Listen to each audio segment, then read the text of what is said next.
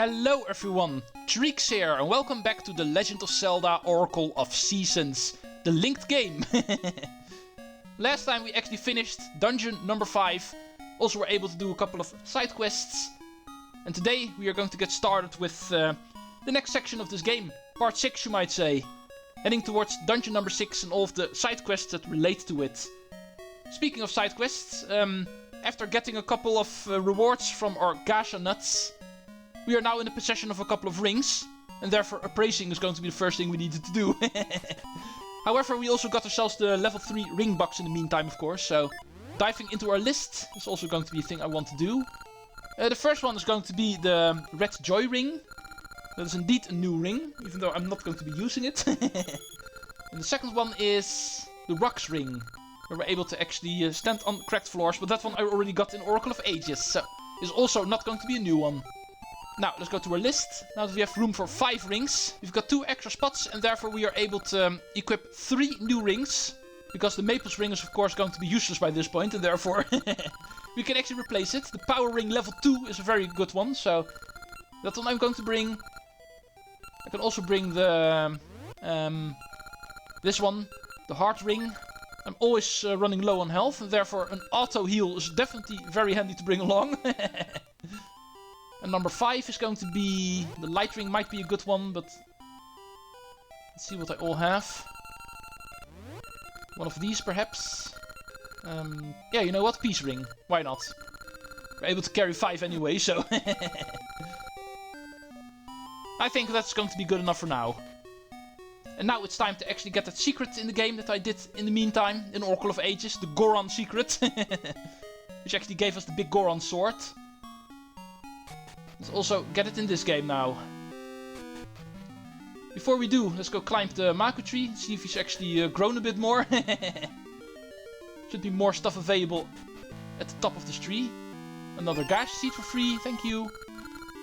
Hopefully I'm not going to be needing one anymore. Looks like the fairy fountain is now open. The Maku tree is going to be a free fairy fountain from this point on. But of course he's going to be growing more. But not quite yet. Let's first go visit Horon. Let's go get ourselves a giant sword in this game. Still think that's the weirdest item in these 2 games, but still. In order to get 100% you might say. Item wise it does still count. HL2N.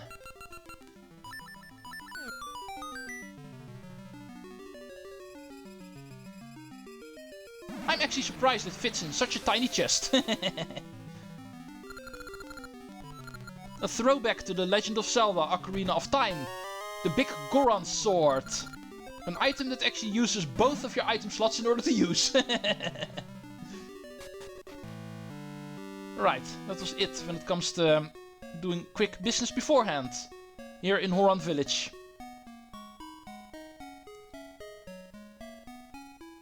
Moving back out again. And now it's going to be time for us to continue side questing. Remember, at the end of the previous episode we received a fish. That was the next item in the trading sequence. The trading sequence is near complete. This fish over here might actually be difficult to figure out what we need to do with it. But just remember, there's a certain type of animal in the world that is known for liking fish. And we saw one stuck in a tree here in North Horon. Ever since the beginning of the game. This kitten has been stuck on the tree over here. But I think we are going to be able to help him with this. Look, no matter how much I call her, my precious mittens won't come down. If I only had her favorite treat. Fish. Hey there, you have a fish. It's Mitten's favorite food. Is that for her? Yeah, I'm not a big fan of fish, so she can have it. Oh, thank you so much. Mittens! Here, Mittens! Meow! Oh, Mittens. Oh, good kitty. Thank you. Oh, yes, a reward. Here, take this megaphone. Your fish is now a megaphone. Give it a shout. Perhaps you should actually give this to Kirby. I think he knows what to do with it. Right, time for us to plant another seed. We've got the seeds, and therefore might as well do it even in these low tier ones. And it is time for us to actually continue. And this is also a step we're able to do, of course. Megaphones make a lot of noise. It's going to be able to wake up pretty much everyone and everything. And remember, here on Mount Cucco / Goron Mountain was somebody asleep. Let's go try to wake him up, shall we? Make sure it's springtime. If it is winter, the cave is not going to be accessible, as you may remember. In the springtime, we're going to be able to use the flower to jump upward. Right over here. I think you know who we're going to pay a visit with this megaphone. Going back into the cave, where Talon was actually asleep. He was waiting for winter to thaw the snow in front of the cave entrance. And even though it did happen now because of us changing the season, he is still asleep. And therefore he's still not realizing that he's able to escape for a while now. But we've got the cure. He doesn't seem to hear you. Wake him with the megaphone. Like Kirby would say, Booyah! Huh? What? Who? This won't do. I slept clean through winter. Now I can't get to the summit. Oh well, I'll go back home to Milan. I'll take that megaphone if you don't need it. Have a mushroom instead. Your megaphone is now a mushroom. It smells weird. Mushrooms always smell weird in Zelda. But anyway, after Talon actually escapes, we're also able to actually reach these rocks and therefore also the chest containing another ring. Something we'll be appraising later. Probably going to contain a ring we already have anyway. I've got most of them in Oracle of Ages after all, so chances aren't very big it's going to be a new one. After receiving the mushroom, it's time for us to actually move on to the next step, which is of course also accessible. Returning to Sunken City, we're going to pay a visit to a house we've been able to visit a while ago. But up until now there wasn't really anything we were able to do there. But now we're still going to make our way there. Just like in a couple of other Zelda games, there's of course only going to be one person who's able to use mushrooms. And that is going to be a witch. For the first time, it is winter here in Sunken City. And why do we want to have it winter? Oh, first up, the house seems to be back. The Great Moblin actually rebuilt his house again. Boy. How many more bombs will it take to rebuild our lair? After what just happened, I've lost all hope. This guy's already lost all hope. And yet, we are still able to make it even worse. We can blow up his house again. And now we're probably never going to see him again. But anyway, returning back to where we were. In winter, there's going to be a pile of snow in this area, where the secret cave was, where we found one of the shaped jewels. In winter, we're going to be able to walk up the middle island. And we will find out this is actually where Syrup lives. The Great Witch. Maple has been talking about her quite a bit, but the witch itself we never saw so far.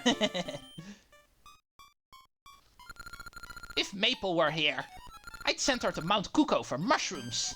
But since she hasn't come back, I cannot make my magic potion. Sniff, sniff. That scent. Hey, you've got a mushroom. I'll trade my wooden bird. How about it? Like I said, it's always witches who want mushrooms. And we trade the mushroom for a wooden bird. It looks real. Well carved. Hehehe. I can finally make my magic potion. Guess I'll open the shop soon. And with soon, she actually means right now, because the moment we leave and go back in again, we can actually find out this is now a functional shop. She will sell medicine for a whopping 300 rupees. Man, I'd better just steal them from Maple then. And other than that, she will also sell a gacha seed and some bump juice in a linked game. Now that the shop is finally open, we are going to be able to buy medicine whenever we want. But of course, we don't want to. Way too expensive. Let's go see if we can actually work with this wooden bird. let's return to Horon Village. There's a clockmaker here. He should be able to work with a wooden bird. First, let's go quickly get that ring. Let's check out if it's indeed going to be a repeat. Which I think it is going to be. No, this one is unique. Subrosian ring. We're actually able to change our appearance into a Subrosian. That one is of course not in Oracle of Ages. So this was indeed a new one. This one was worth it. So with that in our possession, we are able to continue. Actually check out this house, the clockmaker in Horon Village. We passed this house multiple times during the game, but now we are finally able to do something here. This clockmaker over here also makes cuckoo's clocks, and therefore he needs a wooden bird. He needs something to actually do the cuckoo. I want to make a cuckoo clock. Better than any before. But I cannot find a wooden bird that I like. One that is just breathtaking. You! That is an amazing bird you have. May I? Sure. Breathtaking. Here, take this. And we get engine grease for our bird. Engine grease. Apparently something needs oiling in this game. And that is indeed something we can also already work with. In fact, it is not even going to be too far. Let's go move ourselves towards the eastern suburbs. Also, an NPC we saw a pretty long time ago, and we're finally able to help him. In this cave. The Song of Storms cave.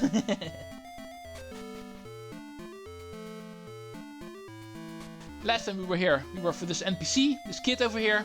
Actually got a secret, but now we can actually talk to this guy. Go around, go around. If I could just oil it, it would go around more quickly.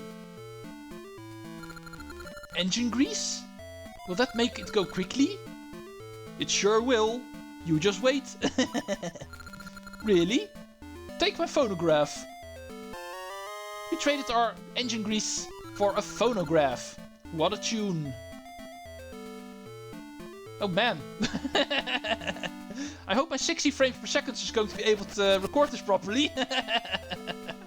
It actually looks like this mill's ready for liftoff. Let's quickly go away. This is actually too scary to stand around. Next item in the trading sequence, the phonograph. We're able to play some music, which is going to be the Song of Storms very likely. Before doing anything else, let's stay here in the Woods of Winter and actually make it the Woods of Spring. Now that we have the power of spring and also the magnetic gloves, we are going to be able to pick up a chest. This is going to be in a cave we were able to see earlier, but we were not able to reach the cave entrance quite yet. But now we can.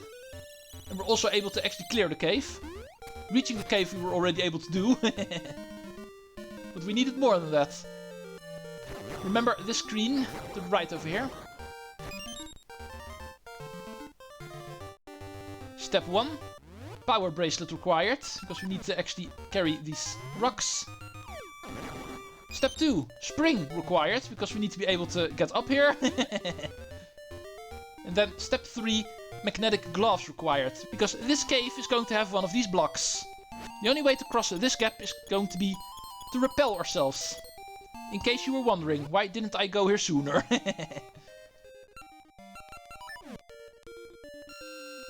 Awesome. Gaseous seed is going to be our reward for this. And let's return. That is all we needed to do here. But hey, as long as I don't have the piece of heart from the gaseous nuts yet, I need as many gaseous seeds as I can find. Now, checking my notes. There's one more loose chest we can actually get in Holodron Plain. Or around the area of Holodron Plain. And then there's also going to be an item we need to pick up in Subrosia afterward. Once again, not going to be a required item, but still. It's actually loose on my notes, and therefore I might as well cover it quickly. So we're also done with that. Hi Maple. Are you busy collecting mushrooms for your master? Oh, you're actually riding a UFO now. Yeah, the more times you actually meet Maple, the more she will actually upgrade herself. Become faster. As you can see, now it's really difficult to actually beat her when it comes to getting stuff. Luckily, I've already got the most important item from her. But man, Maple, you are quite something. Let's go make it autumn. That is something that is required for this cave. Therefore something we were able to do earlier, but we weren't in the neighborhood earlier, so... Technically we still are not, but we need to do this at some point.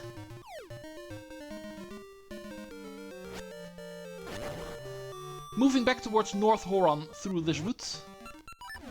We actually needed to use this tree stump over here. If we do the other one in North Horon, there's going to be a screen transition which will change the season back into spring again. So you have to do it from here. And then make our way all the way here, near the entrance to the Natsu River. And from there actually go down. Past this cave, we were already in summer. But in autumn, there's going to be mushrooms over here we can actually pick. And therefore, we are able to get in this narrow stream of water over here. And sploosh!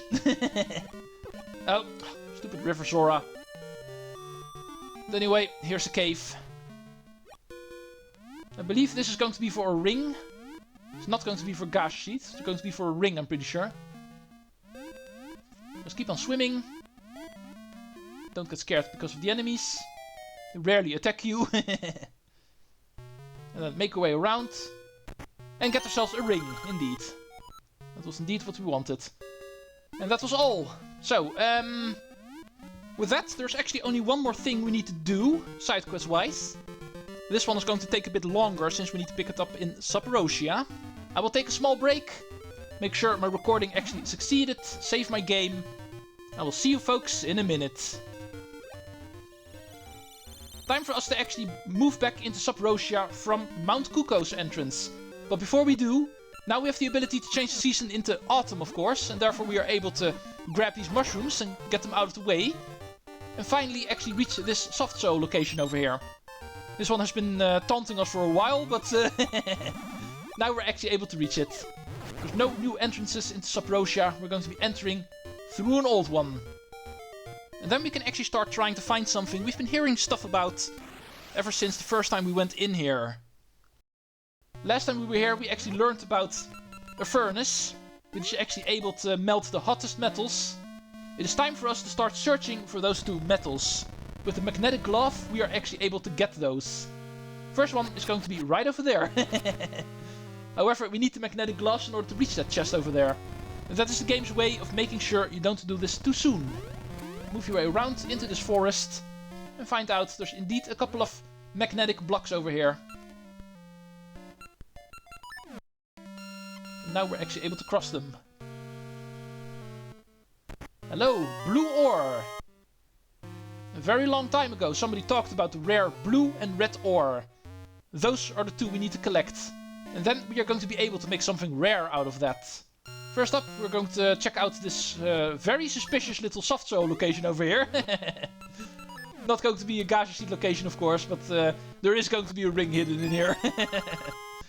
There's no gaseous trees in Subrosia, but there is rings. Now, moving back out of here. And time for us to actually start searching for the red ore. And that is something we've also already seen on the overworld, if we checked our surroundings correctly.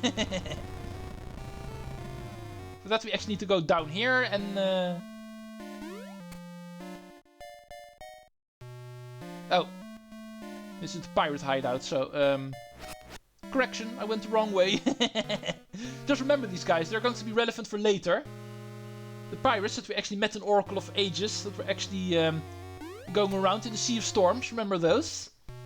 They're also here in Holodrum, or in Subrosia I must say. We'll be interacting with them later.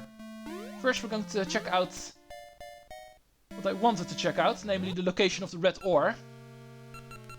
It's going to be on top of a building. It looks like the pirate hideout, but it's actually a bit more to the east. From this side of Subrosia Village. We need to go all the way east. Cross another gap, which is not a problem anymore with our magnetic gloves. Yeah, and from there actually head south, and then we will find this building. We actually passed that a couple of times. But now we're actually able to reach it. Climbing up. chest. Red ore. So, in a matter of minutes, we were able to find the 2 legendary ores in this game. A lot of the NPCs actually talk about them, if you try to talk to the people in Subrosia Village. But these are the locations for them. After Dungeon 5, we can actually pick them up, because both of them require the magnetic gloves. Last time we were here, we also found the furnace, where we actually need to use them. Especially mentioned that. And that is where we're going to bring them. And it is not over here, it is over here. The Subrosia Furnace. No place is actually as hot as over here. With these 2 special ores in our possession, they're probably going to be able to make something very nice for us. Let's go find out what they can actually make for us. These 2 we can actually ignore. We need to talk to the Master. I think we can recognize who the Master is. Hey, you have red ore and blue ore. Did you come to mix the 2 to create heart ore? Ooh, that sounds interesting. Then we will get right on it.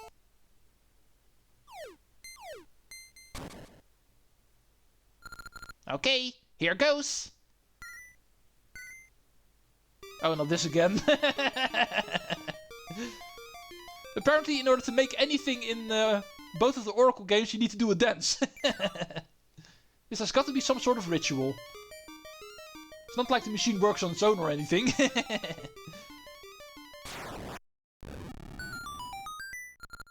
Your heart ore is done. Watch out, it is hot. And we get heart ore. In order to build something out of the heart ore, we need to find ourselves a smithy. And even that is not going to be a problem. The moment we checked out the western side of the Subrosia Village in order to find the kitchen, where we actually exchanged our iron pot in order to get the hot soup, we also passed the smithy, so we know it's going to be around there.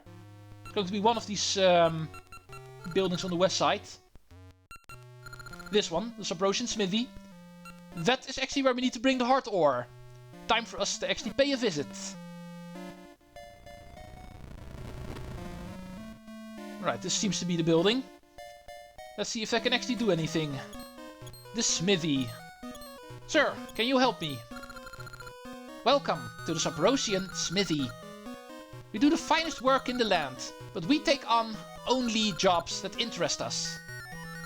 The 2 in the back are masters of the trade. I am just a manager. The master speaks. Is that so? The master misses nothing. That hard ore could make your cheap shield amazingly fine. So, what will it be? Make it fine or do whatever. Let's go make it fine. Fine? Huh? You put too much value on your belongings. Try again later. Okay, this is unexpected. Treecks out. I will try again next time. Time is up. So, see you folks next time.